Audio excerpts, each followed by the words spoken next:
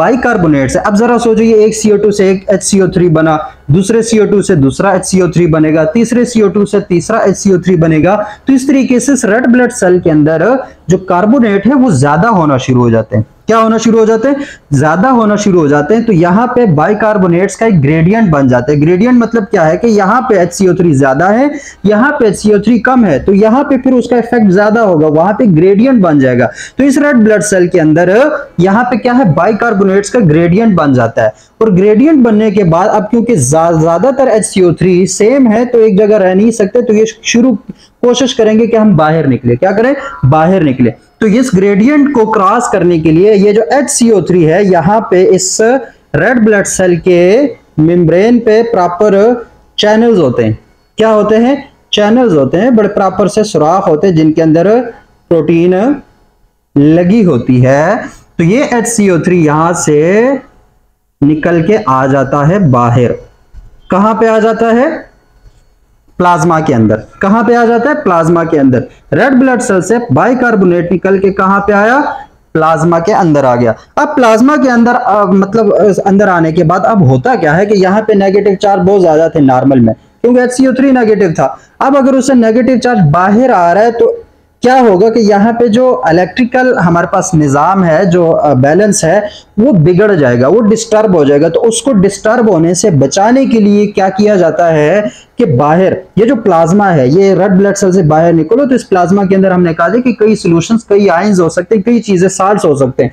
उन्हीं में से एक साल्ट है जिसको हम बोलते हैं नमक, NaCl। क्या बोलते हैं उसको? NaCl। तो ये NaCl डिसोसिएट करेगा, आयनाइज होगा Na positive plus Cl negative में।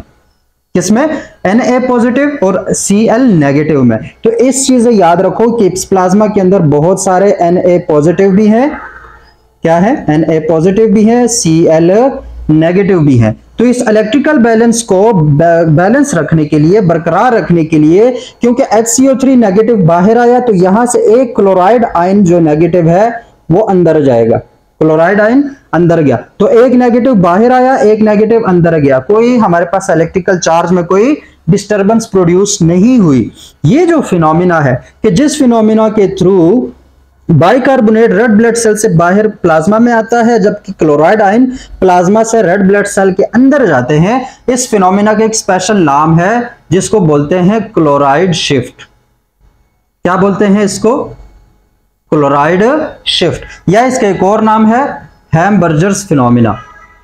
हैम-बर्जर्स फिनोमिना। ठीक है, हैमबर्गर बोलो, जो भी बोलो, जिस तरीके से याद होता है। हैम-बर्जर्स फिनोमिना या क्लोराइड शिफ्ट कि वो क्या कहता है कि हमारे पास है during transport of carbon dioxide, जब बाइकार्बोनेट्स इन चैनल्स के थ्रू, इस ये जो रेड ब्लड सेल के अंदर जो चैनल्स हैं, प्रोटीन के चैनल्स हैं, इन चैनल्स के थ्रू जब बाइकार्बोनेट बाहर आता है, क्यों बाहर आता है? क्योंकि अंदर ग्रेडियंट बना हुआ है उसका, उसको एस्केप करने के लिए बाइकार्बोनेट्स बाहर आते हैं, जबकि उसको बैलेंस, इलेक्ट्रिकल चार्ज को बैलेंस करने के लिए क्लोराइड आयंस जो है वो अंदर जाते हैं। इस फिनोमिना को क्या बोलते हैं? इसको बोलते हैं हैम-बर्जर्स फिनोमिना या फिर क्लोराइड शिफ्ट। क्लोराइड कहां से आ रहे थे? हमारे प्लाज्मा के अंदर सोडियम क्लोराइड था, वो हमारे पास आयनाइज हुआ, तो क्लोराइड आयन जो है वहां से बन गए। तो ये क्लोराइड आयन अंदर गए, HCO3 बाहर आया। ये जो चैनल्स हैं, ये जो दरवाजे हैं, ये जो रास्ते हैं, इन रास्तों का एक नाम है। क्या नाम है? इन रास्तों का नाम, इन चैनल्स का एक प्रॉपर नाम है, मैं यहां पे लिख देता हूं। इसका नाम होगा हमारे पास क्लोराइड। ठीक है, क्या? Chloride bicarbonate, chloride bicarbonate channels. क्या है हमारे पास? Chloride bicarbonate channels. ये चैनल्स कहां होते हैं? रेड ब्लड सेल के मेम्ब्रेन के ऊपर होते हैं। ठीक है, मेम्ब्रेन के ऊपर ये चैनल होते हैं। HCO3 उससे बाहर निकलता है प्लाज्मा में, जबकि क्लोराइड प्लाज्मा से किस में जाता है? रेड ब्लड सेल्स के अंदर जाता है। तो इस फिनोमिना को क्या बोलते हैं? Chloride shift. जबकि इस दरवाजे का क्या नाम है? इस दरवाजे का नाम है क्लोराइड बाइकार्बोनेट चैनल्स। ठीक है, ये तो काम हो गया। अब ये क्लोराइड जो है, ये वहां पे खुद को स्टेबल करने के लिए इस रेड ब्लड सेल के अंदर होते हैं पोटाशियम आयंस। क्या होते हैं? Potassium ions. तो वो उनके साथ रिएक्ट करेगा और बनाएगा पोटाशियम क्लोराइड। क्या बनाएगा? Potassium chloride. तो ये तो यहां पे बैलेंस हो गया, इसको आगे हम बस मजीद डिस्कस नहीं करते, बस इतना बताना था कि क्लोराइड के साथ क्या होना है।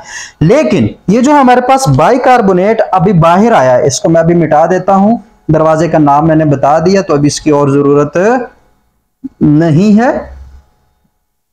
ये जो हमारे पास HCO3 है, ये HCO3 रिएक्ट करेगा हमारे पास किसके साथ, इस Na पॉजिटिव के साथ रिएक्ट करेगा।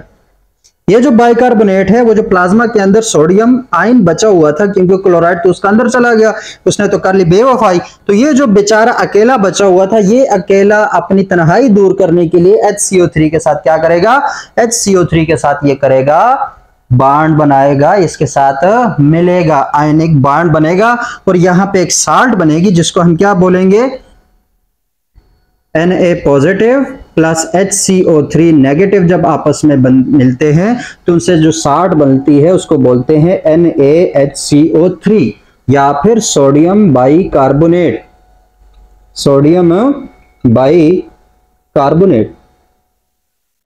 ठीक है, तो ये हमारे पास किस फॉर्म में चले जाएंगे, NaHCO3 की फॉर्म में, सोडियम बाइकार्बोनेट के फॉर्म में। तो ये भी बराबर हो गए, ये भी बराबर हो गए। 70% कार्बन डाइऑक्साइड यही काम करता है, अंदर आता है डिफ्यूज करता है किसमें, ब्लड में, ब्लड में डिफ्यूज करने के बाद वो अंदर चला जाता है किसके, रेड ब्लड सेल के, रेड ब्लड सेल के अंदर जाने के बाद वो वाटर के साथ रिएक्ट करता है in the presence of an enzyme which is called carbonic anhydrase enzyme. उसकी वजह से एक अनस्टेबल मॉलिक्यूल बनता है, इसको बोलते हैं अनस्टेबल कंपाउंड बनता है, जिसको हम क्या बोलते हैं, कार्बोनिक एसिड H2CO3। ये यहाँ पे CO3 भी है, H2CO3।